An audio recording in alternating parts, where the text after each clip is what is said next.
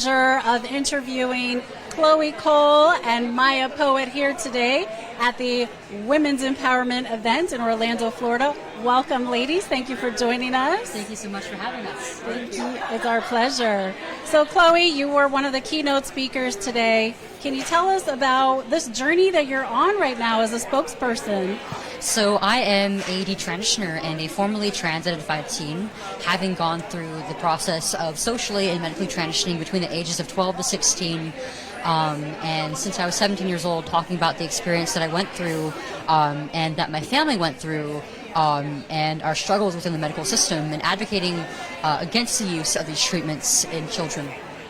Excellent. Well, thank you so much for being a voice in our community. It's so important to have that bravery and speak out. What would your advice be to other young women or even young men who are considering transitioning? Well, transition is never the answer, because the problem never was your body or the way that you're born, because everything that you have, whether you're male or female, or you're sickly or healthy, or you're young or old, is a gift. It's a gift, and every struggle that you have is something that's going to make you stronger. These feelings of discomfort, especially around puberty and especially around your body, are very developmentally normal, and for some it even takes a little bit longer to process. But it's okay to go through that. It's normal, and I feel like discomfort is an important part of life, especially when it's regarding yourself, because it should drive you to become better. And ultimately, transition is only putting a Band-Aid on the real issue. It's running away from these insecurities that you have. So someone who is considering this now and hearing you speak, what would you tell them to do? What would their next step be if they're confused, they're considering transitioning, but maybe feel encouraged by this video? What would you tell them to do? Would you recommend they go see a counselor? What would that process look like? Well, the difficult thing about that is, it's often these counselors and these doctors that we see that funnel us further into the process. I think that support should ultimately come from family, from friends, and that you should try to seek support for any preemptive psychological issues that you might have before addressing the gender dysphoria. And you're never alone in these feelings. It's never too late to stop if you feel that this has damaged you, that this is not the path that you were meant to take. That's such a great message for everybody. Yeah, this is never too late to stop. I love that. That should be like a new hashtag. So you're hosting interviews now, right? Yes. You have your own talk show, and I know Maya Poet's been one of your guests. So tell us about your show and about your experience on the show. So I am running an interview series of the Detransitioners, and I'm posting the videos on my X account as well as my YouTube account. And I recently interviewed my friend Maya Poet about her experience detransitioning after surviving through war in the Middle East. Can you tell us a little bit about that, Maya? Which part, the detransition or the surviving Hamas part? I think we'd like to hear about both. Okay. So I started identifying as trans at the age of 12 in 2012. So I was quite an early adopter of this ideology.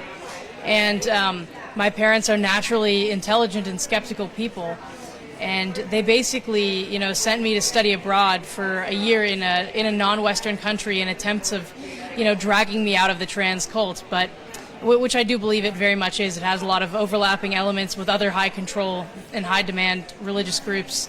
And anyways, so I ended up in the Middle East, but I actually ended up living as a man in the Middle East for several years. I did a lot of, Israeli-Palestinian peace activism. And I had a fantastic life there. I got to speak 4 languages every day, and I got to do little peace events with Jewish and Arab children and adults, and it was really quite optimistic.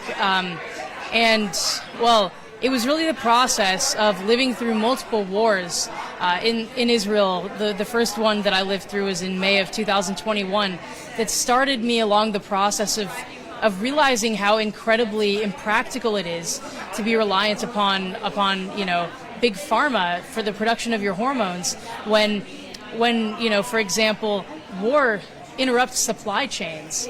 And so I was like, I just living through the process of war made me think, what if I had to put myself in harm, in danger, in order to attempt to make it to a pharmacy on a bus in the middle of war when some suicide bomber could come in and blow us all up. Like, that would be a really unnecessary risk. It's entirely medically unnecessary.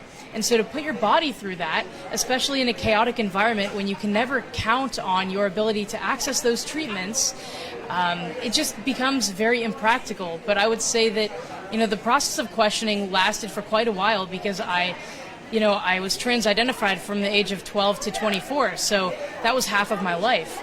And even, near the end of my days of being trans, I knew that this ideology was based on a stack of lies and false premises, and that it's impossible for human beings to change sex, but yet it literally took, waking up on October 7th to a siren at 8 in the morning and not having time to put on my breast binder and just having to run to the bomb shelter that really forced me to contend with the reality of my body.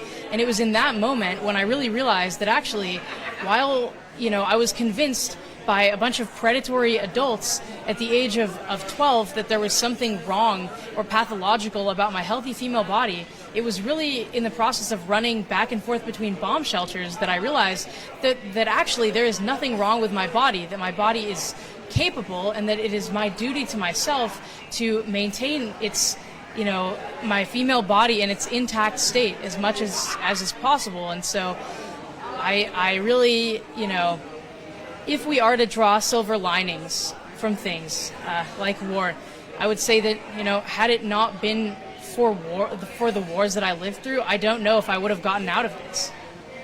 It sounds like you've been through experiences that really have helped you put things into perspective. And I must say, you're both so young, but very wise and mature beyond your years, and very courageous. So I commend you for what you're doing, and I encourage you to keep doing it, being that voice for the youth and advocating for them. We will. Thank you. Thank you so much for joining us today. The folks we have